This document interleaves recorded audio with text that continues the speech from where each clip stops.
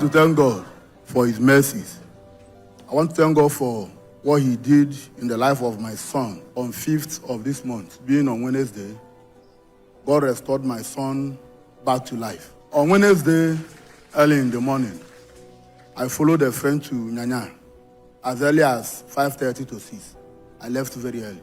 So while we were at work, I held my phone and my earpiece. Anytime I'm leaving the house very early, that I could not stay at home and key into the altar, I usually go out with my earpiece. Wherever I am, I'll just socket it on my ear and be shouting amen. So that Wednesday, I have done that. I have kept my phone. Around after 9 to 10, my wife called me that in Kubwa General Hospital. I said, what is happening in Kubwa General Hospital? She was crying and said, I should come. I have to quickly tell the person I'm with that I need to go to Kubwa General Hospital now. I left. So within my mind, I was like, what is happening? What took them to General Hospital? I rushed down. I saw my son lying lifelessly on the bed. I called my wife outside. I said, what happened? He said that as she woke up in the morning, because my boy, even if he goes to bed by 4:30 a.m. in the morning, he must wake up by 7:30 in the morning. He doesn't wake up by 8, by 7:30. So that morning, 7:30, he did not wake up. 8 o'clock, he did not wake up. To 9, he did not wake up. So my wife was like, let her finish everything she was doing. She will now wake her up and bath him. So that morning, after doing everything, now trying to wake the boy up, he will carry him up, he will slump like this. He will carry him up, he will flump down. He will carry him up, he will flump down. That was how he raised a shout. They rushed him to Kubwa General Hospital. So after telling me all this, I now went back. I bring out my phone immediately. I logged into that, oh Lord, show me message that morning. I placed it on his ears and left it there. The doctor said I should come. They even put drip, but the drip they put, they have tied it back again. It's not in his hand, they just tied the rope. The doctor said I should come, I came. He said that he wanted to tell my wife. But when my wife said that I'm coming, he said if I come, he will tell me that he's afraid. But you have to tell me there is no life in my boy again. I said, which one is no life in my boy again? I asked him, are you married? He said, no. I said, it's because you don't have a child. If you have a child, you will not tell me what you just told me now. So I went back. I started praying. I placed my hand on the ground and declared, O earth, my father did not bury me, I will not bury my son. You will not receive my son's body. You will not receive any of my children's body. I started praying. I started declaring, whosoever 13 and it come to pass when the Lord have not spoken. I started declaring, nobody gave me that child. That child came as a blessing from God. Testimonies and stories that come from the birth of that boy. His name is Ekenedri Chukwuchukwu Emerie. Thank God because he has given me victory. I started thanking God. I was praying. At a point, I rushed up. I climbed back down to my house immediately. I brought a Holy Communion. I rushed back. The NSPPD was still playing. My boy is still lying there, lifelessly.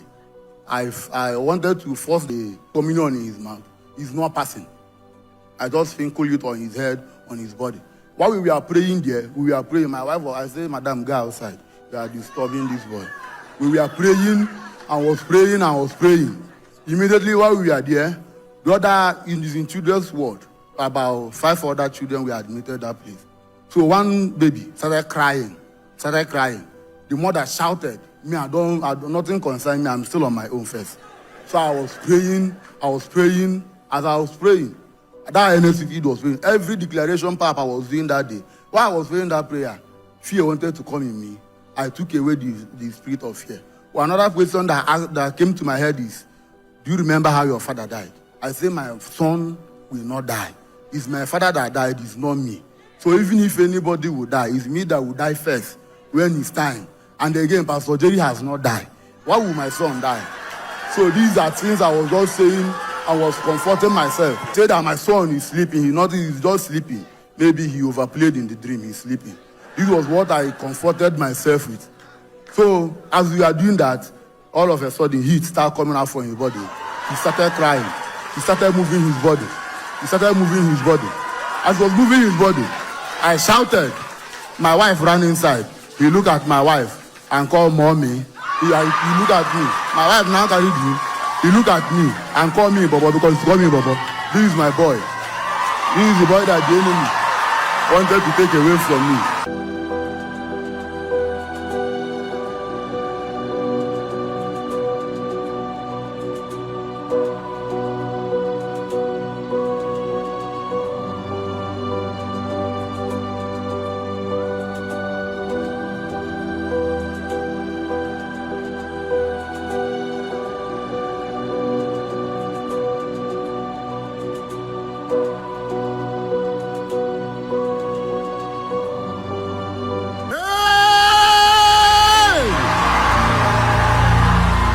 So, why, as my son has stood up, I'm now carrying him.